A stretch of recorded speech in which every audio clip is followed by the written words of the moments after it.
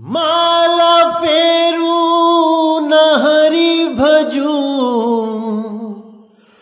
मुख से कहूँ न राम।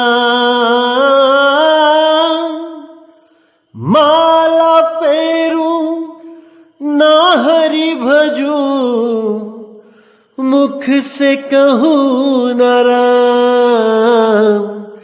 मेरा हरि मुझे भजे, मैं पाऊं विश्राम। मेरा हरि मुझे भजे, मैं पाऊं विश्राम। मोको कहाँ ढूंढे रे बंदे, मैं तो तेरे पास में। मोको कहाँ ढूंढे रे बंदे, मैं तो तेरे पास में। खोजी होए तुरंत मिल जाऊं, एक पल की तलाश में। खोजी हो तुरंत मिल जाऊं, एक पल की तलाश में। मोको कहाँ ढूंढे रे बंदे, मैं तो तेरे पास में। मोको कहाँ ढूंढे रे बंदे, मैं तो तेरे पास में। नमस्कार मेरे प्यारे भाइयों, मेरे परमात्मा के प्यारे जीव हंसों। मैं बंदी छोड़ से यही दुआ करूंगा कि आप सब मेरे भाइयों का विवेक पहले से ज्यादा और ज्यादा से ज्यादा बढ़ता ही जाए, और ऐसी कोई दुविधा ना रहे जो आपके दिमाग में 1% भी घर कर पाए, 1% भी आपको भ्रमित कर पाए। हर चीज क्रिस्टल क्लियर होती ही जाए और आपके अंदर ऐसा विश्वास पैदा हो कि उसके सामने कोई भी काल का दूत 2 पल भी ना टिक पाए। हर चीज एकदम क्लियर होती चली जाए। तो मेरे भाइयों, आज जो हम विषय लेके आए हैं वो क्या है कि जो पिछला सत्संग किया गया था कालिंजर पे, उसके ऊपर कई YouTube चैनल वालों ने बहुत से सवाल उठा दिए कि भाई कबीर साहब और धर्मदास जी की जो वार्ता हो रही थी वो तो बहुत पहले हुई थी, और मदन साहब तो उसके बाद आए हैं, काफी बाद आए हैं। मेरे भाइयों, आपको बताना चाहूंगा कि इस पंथ को इतना गुप्त रखा गया था, इतना गुप्त रखा गया था कि किसी को भी 1% भी शक ना हो कि ये मदन साहिब के पंथ के बारे में बात हो रही है। इसलिए वहां पर भविष्य काल को वर्तमान बना के पेश किया गया था। धर्मदास जी को स्पेशल ऑर्डर दिया गया था कि ऐसा ही लिखो कि जैसे मैं अभी 7 दिन कहीं घूम के आ रहा हूं। वहां पे साफ लिखवाया गया कि आप 7 दिन कहां थे, यानी कि ऐसा प्रतीत होता है कि जैसे अभी की बात पूछी जा रही है कि आप 7 दिन कहां थे, ताकि लोगों के दिमाग में यह बात आए ही ना कि यह किसी भविष्य में होने वाले संत की बात की जा रही है। क्योंकि आपको पता है कि इन काल के दूतों ने जो हमला किया हुआ था ग्रंथों पे, इतनी मिलावट कर दी थी, जो मैंने पहले भी आपको बताया था, दोबारा फिर दिखा देता हूं कि कैसे ये लोग अपने पंथ को आगे रख के असली चीज को छुपाने में लग जाते हैं, उसमें मिलावट करने लग जाते हैं। आपको दिखाना चाहूंगा मैं, जैसे मैंने पिछले सत्संग में भी दिखाया था, जहां 12 पंथ काल के मैंने बताए थे। देखिए कैसे मिलावट करी है। और अगर ये चीज वहां पे ओपन कर दी जाती कि मैं भविष्य में उस संत के पास जाऊंगा, तो ये पूरी लाइन ही मिटा दी जाती और आपके पास कोई प्रमाण, कोई संकेत मैं नहीं पहुंचा पाता। इसलिए बहुत ही प्री प्लानिंग के साथ बंदी छोड़ ने ये वाणी लिखवाई थी। ये केवल आपके और हमारे हित के लिए किया गया था। कुछ लोगों ने यह भी दावा कर डाला अन्य यूट्यूब चैनल पे कि कबीर साहब किसी और से मिलने गए थे कालिंजर में और पता नहीं किस किस की वाणियां वो दिखाने लग गए अपने यूट्यूब चैनल पे। और मुझे तो हैरानी है, उस संत की भी वाणी दिखा डाली इन्होंने जो ये तक मानने को तैयार नहीं है कि धर्मदास जी और कबीर साहब कभी आपस में मिले भी थे। नाम नहीं लूंगा, लेकिन उनका जो पंथ है उसका नाम ले लेता हूं मैं। पारक सिद्धांत के एक महात्मा का इन्होंने नाम लिखा और उनकी पुस्तक में से प्रमाण दिखाया कि वो कालिंजर में कोई और था जिसके पास कबीर साहब गए थे। अब देखो इन लोगों की बुद्धि को क्या हो गया है, मैं तो हैरान हूं। जिस संत को इनके ही गुरु 12वें पंथ के जो थे उन्होंने इतना बेइज्जत किया, उसको काल का दूत बोल बोल के बेइज्जत किया, और उसका ही ग्रंथ उनका चेला दिखा रहा है सत्य प्रमाणित करने के लिए। हैरानी होती है मुझे कि इन लोग की बुद्धि कहां चली गई है। गुरु ने रिजेक्ट कर दिया और चेला उसकी वाणी को सिलेक्ट कर रहा है। ये मैं उस मेरठ वाले कालदूत की बात कर रहा हूं। मुझे कालदूत कहना पड़ता है तो वो भी मालिक का ही बच्चा है, तो वो भी मेरा आत्मिक भाई, लेकिन जो उसके कारनामे हैं, जो वो कर रहा है, एक कालदूत से ज्यादा कुछ नहीं है। लेकिन मालिक से दुआ करूंगा कि जल्दी से जल्दी उसके भी ये भ्रम खत्म हो जाए और वो भी इस सत्य मार्ग को अपनाए जैसे उसके बाकी गुरु भाइयों ने इस सत्य मार्ग को अपना लिया है। बहुत विरोध किया हमारा, कई लोगों ने यूट्यूब चैनल बनाए और हमारे खिलाफ वीडियो डालना भी शुरू किया। लेकिन मेरे भाई, हमारे खिलाफ वीडियो डालने से पहले हमें सुनना पड़ेगा कि नितिन दास कह क्या रहा है। और जब उन्होंने सुनना शुरू किया तो वही लोग सरेंडर हो गए। इस मूल ज्ञान के सामने पूरे ब्रह्मांड में कोई नहीं टिक सकता, कोई नहीं, क्योंकि ये मूल ज्ञान स्वयं बंदी छोड़ सतगुरु कबीर साहब का दिया हुआ है। ये किसी आम आदमी के दिमाग की उपज नहीं है मेरे भाई, नहीं है। समझ जाओ इस बात को मेरे भाइयों, समझ जाओ। तो आपको बताते हैं कि क्यों धर्मदास जी के द्वारा ये सब लिखवाया गया कि मैं अभी 7 दिन पहले तक कहां था। क्यों लिखवाया नहीं गया कि आप भविष्य में 7 दिनों के लिए कहां जाओगे और उसको नाम दोगे, कौन होगा वो संत। कुछ भी इशारा नहीं किया गया सिवाय कालिंजर के, ताकि किसी काल के दूत को भनक भी ना लग पाए कि वो 13वें पंथ का प्रथम सदगुरु कौन होगा। किसी को भनक ना लग पाए, क्योंकि ये काल के दूत इतनी मिलावट कर देंगे यहां तक कि वो वाणी ही गायब कर सकते हैं। लेकिन किसी को भी समझ में नहीं आया कि वो कालिंजर में कौन सा महात्मा परमात्मा की भक्ति करेगा 7 दिन और उसको स्वयं बंदी छोड़ जाके सार शब्द का भेद लखाएंगे। ना तो उसको चौका आरती देंगे और ना ही उसको पान परवाना दिया जाएगा। उसको केवल सार शब्द का भेद बताया जाएगा ताकि वो सारे समाज में उस सार शब्द का डंका बजा सके। ये पान परवाना, ये आरती चौका तो इसलिए लिखवाया गया है क्योंकि जितने भी कम विवेकी काल के दूत होंगे ये सब आरती चौका और पान परवाना लेके बैठ जाएंगे। इनको समझ में ही नहीं आएगा कि ये सब कर्म कांड हैं और कबीर साहब कर्म कांड के शरे आम खिलाफ रहते थे। आज कबीर साहब के नाम पे इतना पाखंड मचाया जा रहा है जिसका कोई अंत नहीं। नारियल फोड़े जा रहे हैं, मीठे पान खिलाए जा रहे हैं, पता नहीं क्या क्या करवाया जा रहा है।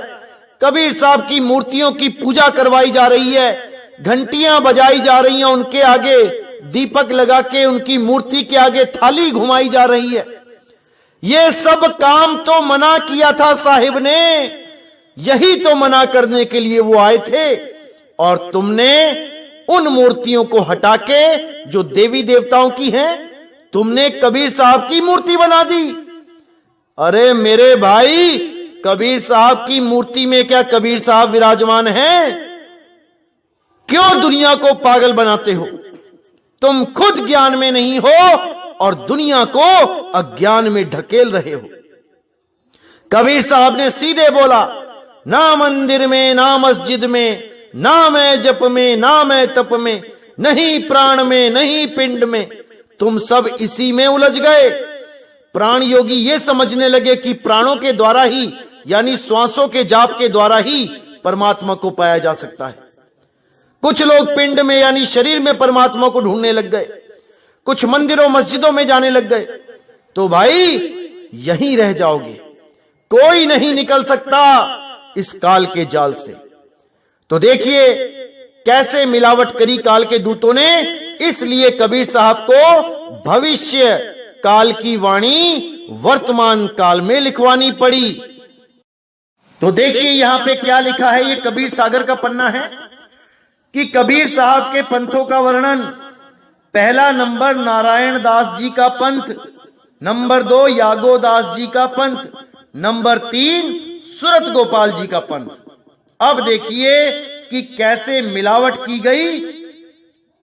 दूसरी ही तरफ क्या लिख दिया गया कि पहला पंथ जागू भरमावे, प्रथम जग में जागू भरमावे, और दूसरा पंथ सूरत गोपाल का बना दिया, तीसरा पंथ निरंजन बाणी का बना दिया, मूल निरंजन बाणी।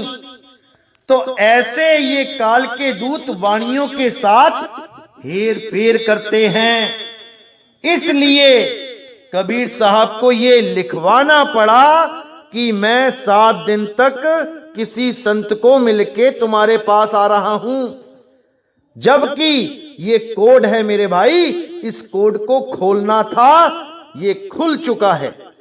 अब जो विवेकी जीव होंगे वो समझ जाएंगे कि कालिंजर में कौन भक्ति कर रहा था और कबीर साहब किसके पास गए थे और किस संत का ज्ञान कबीर साहब की, नानक साहब की, गरीबदास जी की एक एक वाणी से मैच कर रहा है। ये सब विवेक के द्वारा समझ चुके हैं, जान चुके हैं। अब कोई इनको भ्रमित नहीं कर सकता, नहीं कर सकता, नहीं कर सकता। तुम लोग जितना भी जोर लगाना चाहो लगा सकते हो, लगा सकते हो, कोई नहीं रोकता। लेकिन समाज जाग चुका है मेरे भाई, ये परमात्मा के बच्चे जाग चुके हैं। तभी तुम्हारा पंथ छोड़ छोड़ के हमारे सतगुरु बंदी छोड़ कबीर साहब के असली 13वें पंथ में आ रहे हैं, हजारों की गिनती में। और बड़े दुख के साथ कहना पड़ता है कि जो भी हंस हमारे पंथ में आता है, इस नकली 12वें पंथ को छोड़ के, उस पंथ के ही जीव यानी उन्हीं के गुरु भाई उनको बहुत अपशब्द बोलते हैं, उनको कबाड़ बोलते हैं, उनको गंध बोलते हैं कि अच्छा हुआ गंध हमारे पंथ से चला गया। अरे मेरे भाई 20-20 साल वो तुम्हारे पंथ में रहे, तब वो पुण्यकर्मी जीव थे, तब वो शुद्ध चेतन आत्माएं थे, और अब सत्य सत्य का निर्णय करके वो आगे बढ़ गए, तो तुम्हें अब वो गंध दिखाई देने लग गया, तुम्हें अब वो कबाड़ दिखाई देने लग गया। शर्म करो तुम लोग, शर्म करो। परमात्मा के बच्चे हैं, सत्य सत्य का निर्णय करना जानते हैं, वो रुक नहीं सकते सत्य को समझ जाने के बाद। नकली पंथ में नहीं एक दिन भी बर्बाद कर सकते सत्य सत्य का निर्णय करने के बाद, क्योंकि ये कबीर साहब का, गरीबदास जी महाराज का वचन है, झूठे गुरु को झटक दे, शिश शाखा को फूक, वाह में दोस्त जरा नहीं, शब्द कहा हम कूक। जो भी अधूरा गुरु है उसको त्याग दो, लेकिन याद रखना कि सत्य शब्द ही असली गुरु है, सच्चा शब्द ही सतगुरु है, सच्चा नाम ही बंदी छोड़ है। याद रखना मेरे भाई। तो मेरे भाइयों, भ्रमित करने वाले बहुत आएंगे और पूरा जोर लगाएंगे कि आप सब भ्रमित हो जाओ, लेकिन आपने भ्रमित नहीं होना है। एक एक चीज को अच्छी तरह समझना है और पूरा विवेक लगाना है। अभी मेरे पास वो प्रमाण नहीं है जिससे मैं ये साबित करूं कि कबीर साहब इस कलयुग में किस किस को मिले थे, क्योंकि ये 12वें पंथ के कालदूतों ने दूसरे संतों की वाणियों से ये साबित करने की कोशिश करी कि कालिंजर में कोई स्वामी जी महाराज, कोई गोस्वामी जी, पता नहीं कौन कौन से नाम इन्होंने बोल दिए कि कबीर साहब वहां गए थे उनको समझाने। तो ऐसा बिल्कुल नहीं है भाई। कबीर सागर पूरा ग्रंथ है और जो जिसको भी कबीर साहब मिले हैं वहां पे बाकायदा नाम भी लिखा गया है कि कौन से युग में किस किस को नामदान देने का हुक्म दिया, या और भी युगों में जो किसी को मिले हैं, हर चीज उसमें लिखी है भाई। किसी और ग्रंथ को देखने की जरूरत नहीं है। गरीबदास जी तो पैदा भी नहीं हुए थे जब उनका सन तक, संवत तक बता दी गई थी कि वो इस संवत को आएंगे इस दुनिया में। तो मेरे भाई, हर चीज ग्रंथों में छुपी है, उसको उजागर करने वाला चाहिए। कबीर साहब को पता था कि मदन साहिब का नाम ऐसे नहीं लिखना है शरेआम ग्रंथों में, वरना ये काल के दूत उसमें मिलावट करके वाणी ही गायब कर देंगे। इसलिए बहुत ही गुप्त तरीके से गुरु ग्रंथ साहब जी के ग्रंथ में, गरीबदास जी के ग्रंथ में बड़ी गुप्त तरीके से इशारे दिए गए उन महात्मा की तरफ। और जिस रूप को लेके कबीर साहब आए थे, जिस नाम को लेके कबीर साहब आए थे, राधापति नाम, इसका भी गुप्त, बहुत ही गुप्त इशारा किया गया है गरीबदास जी के पंथ में भी। वो मैं आने वाले सत्संगों में बताऊंगा। हर चीज आपके सामने रखी जाएगी ताकि आप सत्य सत्य का निर्णय कर सको। तो मेरे भाइयों, भ्रमित करने वाले बहुत मिलेंगे, बहुत आएंगे, लेकिन अब भ्रमित नहीं होना है, क्योंकि इन सब की दुकानें बंद होने का समय आ चुका है। इन लोगों को ये तकलीफ है कि जो धर्म के नाम पे ये पैसा इकट्ठा कर रहे थे, अब वो आना कम हो गया है।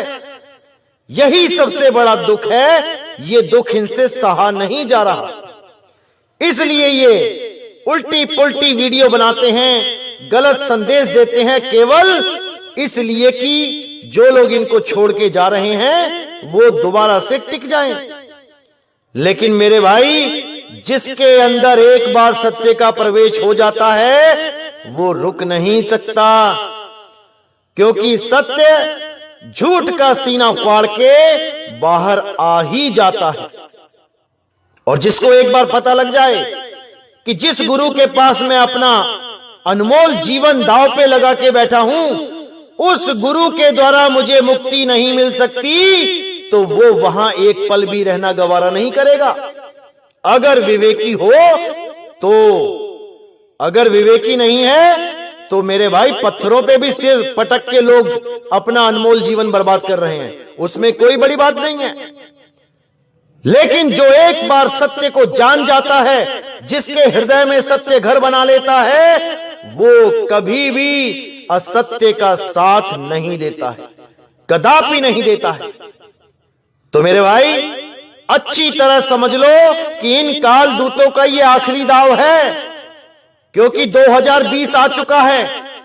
और अगर ये दाव आपने पार कर लिया, ये तो दाव खेलेंगे, अगर आप उस दाव से पार हो गए, बच गए, निकल गए, तो आपको दोबारा गर्भ में डालने वाला कोई मां का लाल पैदा नहीं हुआ है। ये आपने देखना है कि सत्य को पहचान के उससे जुड़ जाना है, या दुनियावी लाभों के कारण, कुछ रिद्धियों सिद्धियों के कारण इसी जन्म मरण के चक्कर में उलझे रहना है। ये आपने देखना है मेरे भाई। इस दास का जो फर्ज था वो मैंने निभा दिया है, सत्य असत्य का निर्णय कर दिया है। अब आप देखिए कि आपने सत्य का साथ देना है कि असत्य का साथ देना है। परमात्मा को आप ये नहीं बोल सकते कि आपने मुझे उस सत्य ज्ञान से दूर रखा, इसलिए मैं दोबारा गर्भ में आया हूं।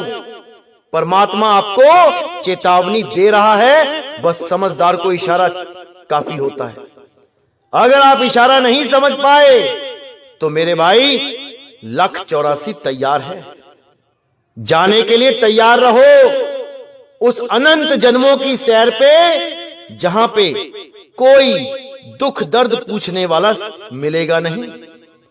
शेरों के बीच में हिरन के बच्चे को जब 4 शेर दबा लेते हैं, कोई दर्द पूछने नहीं जाता।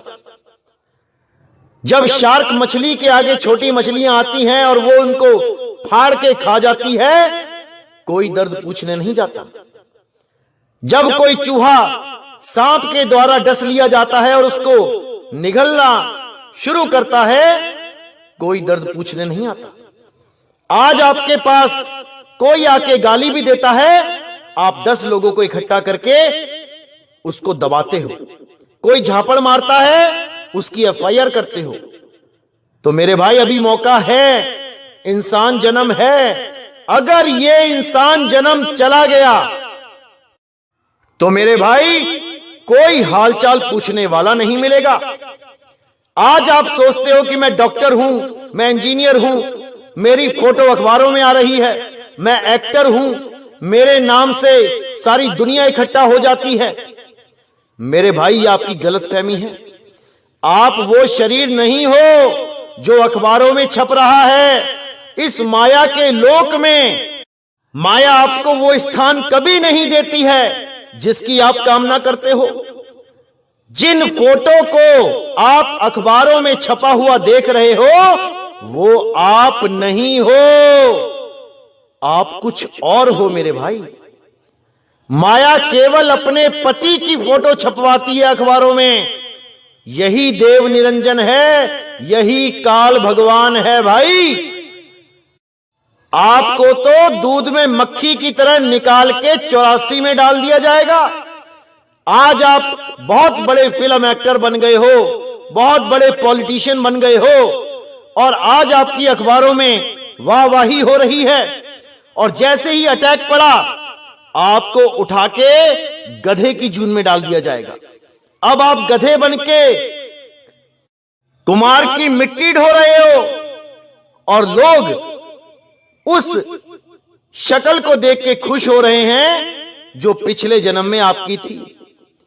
अब आप उनको कहना चाहते हो, अरे भाई, जिस शरीर को तुम देख के खुश हो रहे हो वो आज गधा बना हुआ है, तुम्हारी ये हालत हो जाएगी।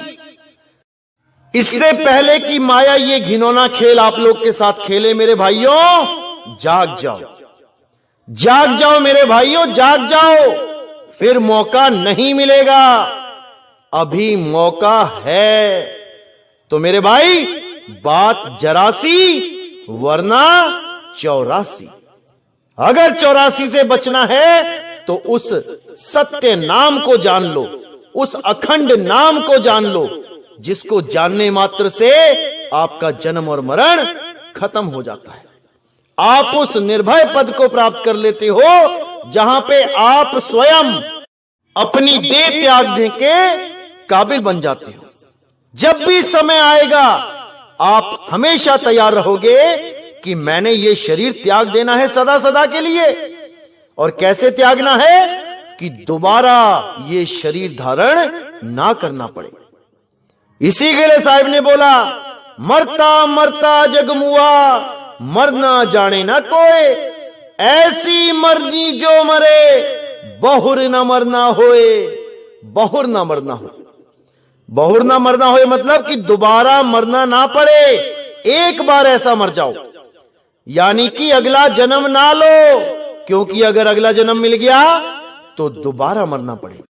तो मेरे भाई, कबीर पंथ में आने का मतलब यह है कि आपको मरने का सही तरीका मिल जाए।